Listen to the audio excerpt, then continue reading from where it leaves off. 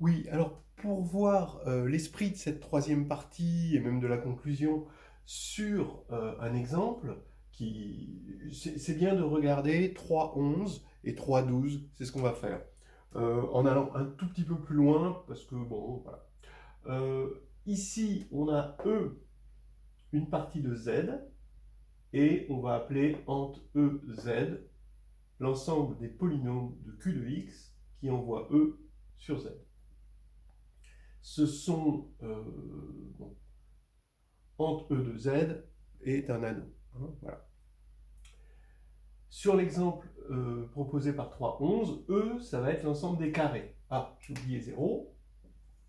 Voilà, 0, 1, 4, 9, etc. Tous les carrés. Et on introduit Hn de E comme ceci. C'est le produit des x moins k carré. K, il va de 0 à n-1 sur le produit de la même chose, mais évalué en n carré. Ce qui fait qu'en n carré, ça fait 1, hein, ce truc-là. Voilà. Eh bien, qu'est-ce qui va se passer? Je voulais dire quelque chose, mais je ne sais plus. Non.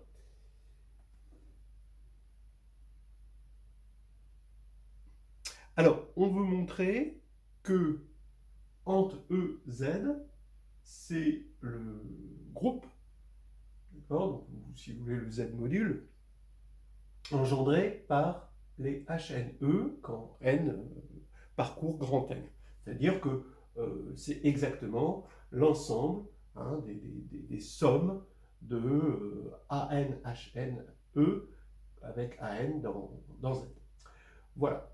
Donc on va faire une double inclusion, évidemment. Hein. D'abord, montrer que HNE appartient bien à ent EZ, ce qui va faire que, on va avoir l'inclusion, hein, que le sous-groupe de quoi? Le sous-groupe de K de X, de Q de X par exemple, engendré par les HNE, est bien inclus dans ent E de Z. Et ensuite, on fait la réciproque, où on montrera ceci. Donc ça, c'était pas demandé, cette réciproque, probablement parce que c'est toujours les mêmes techniques et qu'on ne va pas mettre des points à cause de ce système de points. Mais mathématiquement, c'est important de le faire. Mais disons que par rapport au concours, on ne va pas mettre à chaque fois des points pour toujours la même méthode. Et puis ensuite, de calculer le factoriel associé à ce E. Alors, qu'est-ce que c'est que ce factoriel NE? Eh bien, il se trouve que pour tout n naturel, entier naturel, il va y avoir ent n de EZ, d'accord, c'est les polynômes de degré inférieur ou égal à n, et il va y avoir un minimal pour la divisibilité, parce que z est principal, donc un entier minimal pour la divisibilité, qui va envoyer ent n de EZ, où là il y a des fractions, hein, on est dans Q, mais qui va l'envoyer dans Z de X, il n'y a plus de fractions. Voilà. Et cet élément minimal, c'est justement le factoriel. Donc c'est bien de regarder ça. Hein. Voilà, alors montrons que HNE est bien dans ent de EZ. On pose Pn égale HNE de X2, bien sûr, et on remarque que sur moins n et n, ça vaut 1, d'accord, Pn vaut 1, et sur moins n, moins 1 jusqu'à moins 1, 0, donc tous les entiers entre moins n-1 et n-1, ça vaut 0, d'accord. Bon, c'est juste l'astuce, c'est d'avoir pris au carré. Voilà, c'était l'idée un peu cool qui s'allume. Oui, parce que du coup, maintenant, ce polynôme Pn, il est de degré quoi? Il est de degré 2n, puisqu'il y a n facteurs, et qu'à chaque fois, comme on a x2, on a du degré 2, donc ça va faire 2n. Et maintenant, il est à valeur entière sur 2n plus 1 entiers consécutifs, c'est-à-dire tous les entiers de moins n à n. Oui. Donc, Pn envoie z sur z. Donc ça, on l'a prouvé dans le 1 petit 8, hein, 1 8b, même plus précisément. Voilà. Donc, on n'a que Pn envoie Z sur Z, et du coup, Hn va bien envoyer E sur Z. Hein, d'accord, puisque donc ça veut dire que les Hn de E appliqués à des carrés, ça va être Pn appliqué à des nombres. Donc ici, ça va bien aller dans Z. Donc voilà, on a montré déjà ça, et donc on a montré cette inclusion. Réciproquement, on veut l'inclusion inverse. Si P appartient à ente E de Z, avec P de degré n, on fait le cas P égale 0, qui est évident, eh bien, il se décompose dans la Q-base des HK, parce que les HKE, parce que les HKE sont échelonnés, donc avec P bien sûr, avec les AK dans Q, et maintenant, on sait que P de K2, on va poser égal à BK, et que ces BK sont dans Z, puisque P il appartient à ente E de Z. Et on va juste le prendre pour K égale 0 à N, d'accord? Donc K2 pour K égale 0 à N, ce qui va nous permettre d'écrire une matrice. Donc je vais appliquer à K2 pour K de 0 à N, et en évaluant en K2 cette égalité, ça va me donner cette égalité matricielle. Donc vous avez cette matrice-là fois la matrice des AK, ici, qui va être égale à la matrice des BK, d'accord? Voilà, directement par le produit matriciel. Mais ceci, il va y avoir que des zéros en haut, comme d'habitude, que des 1 là, ici, et là, des éléments de Z, d'après ce qu'on a vu là. Donc, on va pouvoir inverser cette matrice dans Z, et on récupère que les AK qui étaient a priori dans Q se retrouvent a posteriori dans Z, et donc P est bien dans le Z-module engendré par les HKE, c'est-à-dire le sous-groupe engendré par les HKE. Donc on a l'inclusion inverse. Voilà. Alors au passage, cerise sur le gâteau, ça par contre c'était demandé, autant la réciproque n'était pas demandée, bon je vous ai expliqué pourquoi, autant ce qui était demandé, c'est cette petite cerise, de calculer ce factoriel NE. Le factoriel NE, tout simplement, c'est, vous voyez bien que cet élément-là, ça va être le dénominateur de HNE, donc le coefficient principal de HNE, c'est 1 sur cet élément-là, et par récurrence, cet élément, il est multiple de l'analogue de cet élément pour les HKE, K plus petit que N, d'après ce qu'on vient de voir ici. Donc, si on veut envoyer ceci jusqu'à N, on est jusqu'à N, on s'arrête à N, donc on veut envoyer ente N de EZ sur Z de X, il faut le multiplier par cet élément-là, et ça va l'envoyer. Donc il suffit de calculer ça, d'accord? Et ça, c'est facile, donc N2 c'est N fois N, N carré moins 1 au carré c'est N moins 1 facteur de N plus 1, après il y a N moins 2 facteur de N plus 2, etc. Jusqu'à N moins N moins 1, c'est-à-dire 1, facteur de N plus N moins 1, c'est-à-dire 2N moins 1. On regroupe, on va avoir, disons que je vais multiplier par 2 et je vais diviser par 2. Dans ce cas-là, je vais avoir ici 2N. Donc je vais avoir tous les produits de 1 jusqu'à N, puis de N plus 1 jusqu'à 2N, et donc ça va me faire factoriel 2N. Mais comme j'ai multiplié par 2, je divise aussi par 2, et ça fait factoriel 2N sur 2. Voilà. Donc c'est ça l'élément intéressant qu'on peut construire assez généralement. Et ce qui se passe, si on a bien suivi le grand 3, c'est que cette suite, telle qu'elle est ordonnée là, est une suite P ordonnée pour tout P. Et ça, c'est pas évident que ça existe pour tout P, une suite P ordonnée. Parce que pour un P donné, P premier, ça c'est forcé, parce qu'on a un ordre total de la divisibilité dans Z indice P, dans le localisé, mais sinon, non. Voilà, maintenant on va passer au 3,12, qui est intéressant aussi. Donc là, on a attaqué le 3,12, où on fixe Q dans Z. Là, cette fois-ci, E, c'est la suite géométrique de premier terme 1 et de raison Q. Ici, on a toujours entre E de Z, hein, qui envoie E, les polynômes de Q de X, qui envoie E sur Z. Et là, l'idée, c'est de poser Hn de E égale le produit, hein, évidemment, de x moins 1, facteur de x moins q, facteur de x moins qn moins 1, sur qn moins 1, facteur de qn moins q, donc la même chose avec qn à la place de x. Et on se demande si ça va être dans entre E de Z. D'accord ? je ne vais pas faire la réciproque, mais c'est exactement comme pour le 3.11, hein, et c'est comme tout ce qu'on a fait dans le problème. Il y a quand même un certain nombre de répétitions à ce niveau-là.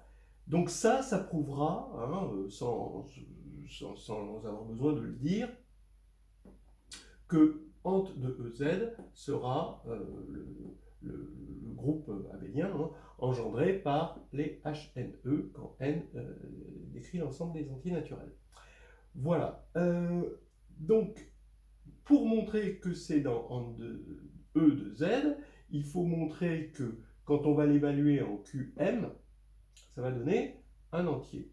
Bon, si M est compris entre 0 et N, ça va être évident. D'accord ? Parce que ce sera 0. D'accord ? Maintenant, si M est plus grand que N, bon, à la limite, pour M égale N, on va avoir 1, mais pour M, non, après, ce n'est pas tout à fait évident. Donc, on a cet élément, et il suffit de démontrer que ça, c'est entier. Alors, dans un premier temps, l'énoncé nous indiquait, regardez au départ si c'est vrai pour Q une puissance de P. On a juste besoin pour Q égale P, en fait, mais bon, une puissance de P. Bon, pourquoi une puissance de P ? Parce que ça devient le cardinal de la grassmannienne Mn de Fq.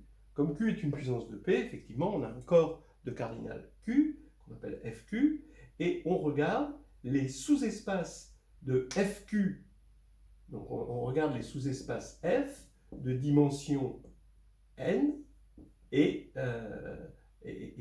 qui sont des sous-espaces de Fq puissance M. Voilà, hein, d'accord ? Donc c'est ça, hein, et on regarde le cardinal. Bon, alors ça, en plus je l'ai fait plusieurs fois dans les vidéos, donc par exemple dans les vidéos comptées avec les groupes, vous pouvez le voir. Je vous fais un résumé rapidement. On a le groupe GL de M qui agit sur cette grassmannienne, naturellement, un petit g dans GL de M, on lui associe, et à F dans la grassmannienne, on lui associe G de F. Grâce au théorème de la base incomplète, on arrive à montrer que l'action est une action transitive. Donc GRM de N, c'est une seule orbite, donc c'est en bijection avec le quotient du groupe par le stabilisateur. Le stabilisateur d'un élément, donc on prend juste le stabilisateur de la base canonique, hein, du sous-espace engendré par les n premiers éléments parmi m, hein, qui est plus grand que n, de la base canonique, et le stabilisateur, puisqu'il stabilise, ici, il va mettre des zéros ici. Là, comme on a des zéros ici, là on est forcé d'avoir GL de n, GL de m moins n. Ici on a des matrices, ce qui va faire qu'on aura bien GL de n croix GL de m moins n croix ces matrices n, m moins n. Donc quand on va calculer le cardinal, le cardinal de GL de n, c'est le nombre de bases, on sait calculer ça. Donc ici, on va avoir ce quotient, et le cardinal de ça, des matrices, c'est un espace de matrice avec une certaine taille, c'est un espace vectoriel, donc ça va être une puissance de Q, et l'exposant ici, c'est la dimension de ce qu'on a, c'est-à-dire n, m moins n. Donc vous pouvez vérifier que le cardinal de ça, c'est le cardinal de ce quotient, donc c'est le quotient des cardinaux, et avec tout ce petit outillage, voir que c'est bien ça. Et donc, en fait, c'est dans Z, puisque maintenant, c'est même dans N, puisque ça compte des choses. Voilà. Donc après, je ne vous fais pas la réciproque, je l'ai déjà faite dans le 11, c'est exactement la même chose, hein, on a tout. Mais il faut maintenant le faire pour Q appartenant à Z. Et si Q appartient à Z, là c'est quand même pas pareil. Donc, qu'est-ce qu'on dit? On va poser AM, le polynôme xm moins 1, facteur de xm moins q, facteur de xm moins qn moins 1. N est fixé, hein, on a fixé n. Et on regarde la division euclidienne de AM par AN. Il y a un quotient, QM, et un reste, RM. Donc là, je fais la division, et je vais m'intéresser à RM sur AN.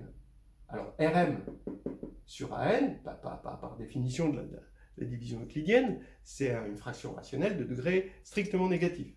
Hein, et on remarque que c'est ce RM moins, sur AN, c'est AM sur AN moins QM. QM, vous remarquerez que c'est un polynôme entier, parce qu'on a fait une division euclidienne d'un polynôme ici par un polynôme unitaire. Hein, AN, ça, c'est quoi? C'est un polynôme unitaire. Voilà. Donc, on a ici une fraction, moins QM, d'accord, qui est un polynôme entier.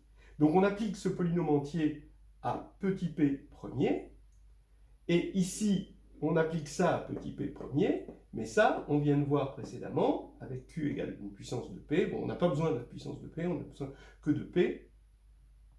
On a vu que c'était entier, ça. Donc, RM sur AN est toujours un entier. Vous voyez? Mais, à cause d'une question de degré, et à cause du fait que les nombres premiers sont infinis, bon, on aurait pu aussi le faire aussi comme ça, avec S qui peut tendre vers l'infini, et bien RM sur AN tend vers 0, quand P tend vers l'infini. Mais c'est entier en tendant vers 0, donc forcément RM est nul. D'accord? Donc ici, RM est nul, et comme QM appartient à Z de X, ça veut dire que quand on va regarder en Q, eh ben, on aura toujours, donc ça, on va avoir cette égalité-là, ce qui va faire que AN de Q divise toujours AM de Q, même si Q est entier. Voilà.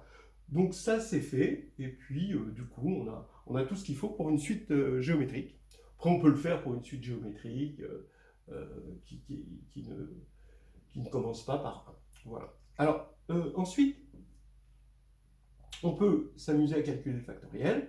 Et là, le factoriel n indice E, donc ça va être, bon là on l'a déjà expliqué tout à l'heure, on évalue, on va regarder ce bonhomme-là, hein, d'accord, ça va être lui. Et voilà. Et donc, quand on le calcule, on peut s'amuser à mettre en facteur Q ici, Q2 à l'autre facteur, jusqu'à Qn-1 ici, et on va voir Q puissance, une série arithmétique, hein, 0, plus 1, plus 2, jusqu'à n-1. Donc on va avoir Q puissance n-1 sur 2, c'est la somme de la série arithmétique, et il va rester Qn-1, facteur de Qn-1-1, jusqu'à Q-1. Voilà. Et ça, entre parenthèses, voilà donc le factoriel, cet élément dont je vous ai dit qu'il est canonique, et c'est au passage, regardez H2G2, le cardinal de la variété de drapeaux, hein, donc des drapeaux complets dans un espace de dimension n sur FQ. Voilà, donc ça c'était ça au passage. Donc, qu'est-ce que je veux dire? Encore une fois, on a une suite ordonnée, P ordonnée, et que ça ne dépend pas de P. Mais ça, c'est pas facile à contrôler en général. On constate sur les exemples que ça marche, mais c'est tout. Hein, voilà.